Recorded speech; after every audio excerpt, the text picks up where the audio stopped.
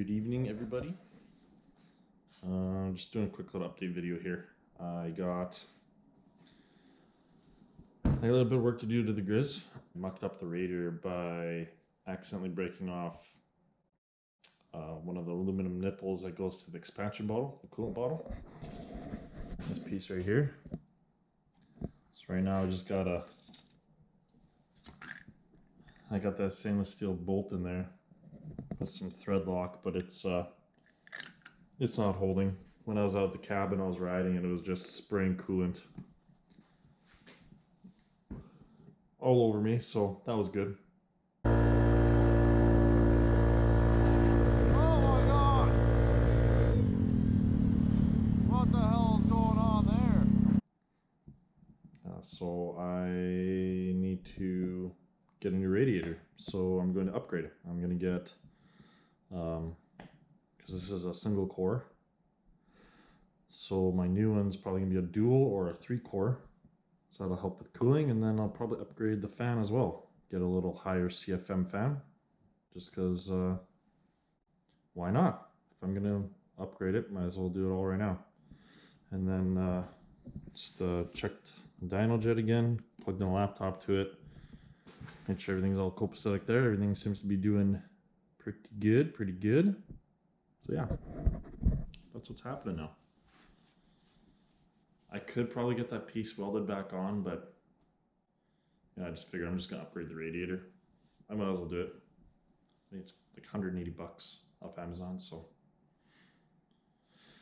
expedite shipping so I get it here sooner, because I have rides planned here and I don't want to miss them. All right, update time. It is apart. So you can see there's some damage to this radiator here. I don't think this was, well, some of this might have been from me pressure washing it when the radiator was still in its factory location, but this one's super thin. The new one that I'm gonna get's maybe a fair bit thicker. The front's in pretty good condition. But yeah, it's time to get rid of this old dog. And you know what, if I didn't screw up that piece, I'd probably still be running this, but hey, it is what it is. So, seems so empty here now. She feels naked. It's pretty much ready to go. I drained the coolant, get the new radiator in, hook up the hoses, fill it up, make sure there's no air. And I'm gonna put the expansion bottle down in the area where the radiator used to be, right in here. So I want to try to do this without disconnecting all this stuff here, because it's a pain. I might take this tire off, take the shock out, and then I'll have room to put that bottle up in there and mount it in there. And that'll be that, because it used to be right here, and I found it was too close to the exhaust pipe, so I actually moved it up there for a little while, but it just, yeah, it wasn't working there, so I deleted it, and I just put caps, and then that's when I busted that that piece right there. That's where I broke that. So yeah, didn't get that on video. Wish I kind of did. Oh well. Nobody's perfect. Just kind of deal with it. Is what it is. So yeah, I got the new radiator in, and the new fan too. I'm gonna order the fan, and hopefully that's gonna run quite a bit cooler. Oh, and for the thermostat cap, I got one. It's a 1.3 bar, and I think the factory is a 1 bar, so it's a little bit higher pressure threshold, and it has a temperature gauge on top. So instead of me running something in line or tapping something in, this just has it right on top, right on the coolant cap. So I'll give that a test and see how it works, because I don't have a template. I have the dummy light. Turns red. Oh, okay, I'll shut it off. What temperature it's at, I have no idea. So hopefully this one will work good. I'll find out. It's a lot cheaper than buying a gauge, mounting a gauge, wiring it up. It's just cap. Bing, bang, boom, done. All right, well, next time I talk to you guys, it'll be the new radiator. So one of 3 parts have came in, the new fan. So it's hard to see, but I mean, this one's got a lot more blades, but I'm curious about this piece right here. Is this still gonna move as much air? They say it's gonna move a lot more air than the factory unit. It seems to spin a lot better. And this one doesn't have a vent like this one. This one has a little vent there. This is a completely sealed unit, so we'll give it a try. And it still has the factory plug, whereas this one, as you can see, I have it directly wired to the switch right there. So I'm gonna wire it to the way that the factory is. I'm just gonna plug it in and let it do its thing. I'm gonna see with the new radiator and this fan and see if it runs cooler. If it's still gonna run hot, I'm gonna cut that off and put it back to the switch.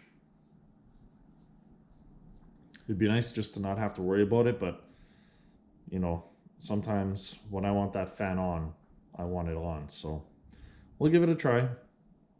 New radiator, new fan, higher CFM, so it should push more air through the rad. And yeah, this was actually supposed to be delivered on Wednesday, and it's Monday today, so but I kind of want my rad first, so I can, you know, put all this jalopy back together. Because even if this didn't come in, or the rad cap, which actually the rad cap, they said it's not coming until July. So, you know, I still have the other one, so I can just put the other one on and ride with that. But I guess I should probably start thinking about placement for the coolant expansion tank here. I know I want it to go in behind here because there's a whole bunch of space there now that there's no radiator. I'm figuring probably that way is probably the best way. Maybe I'll start working on that. You know what? I'm gonna start working on that. That's a good idea. Keep myself out of trouble. All right, radiator came in. As you can see, old versus new. What a stark difference. Like, this thing's so teeny tiny.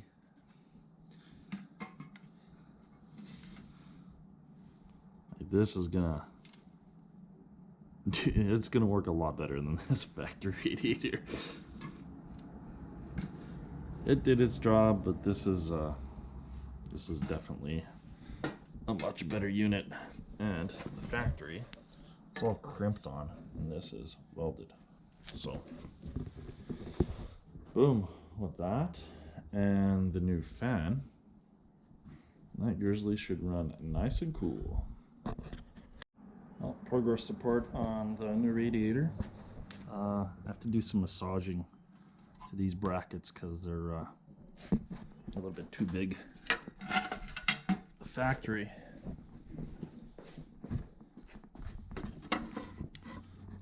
brackets are a fair bit thinner, so the little C-clamp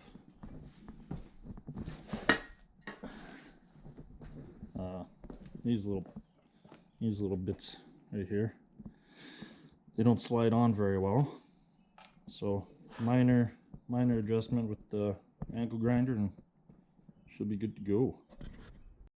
All right, I have it all installed.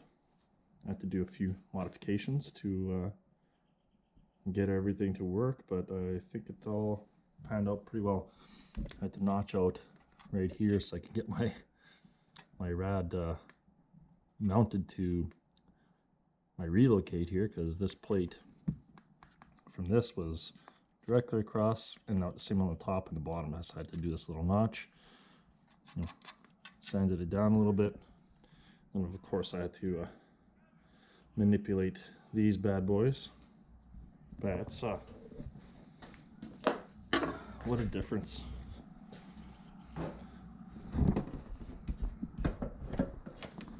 What a difference in thickness.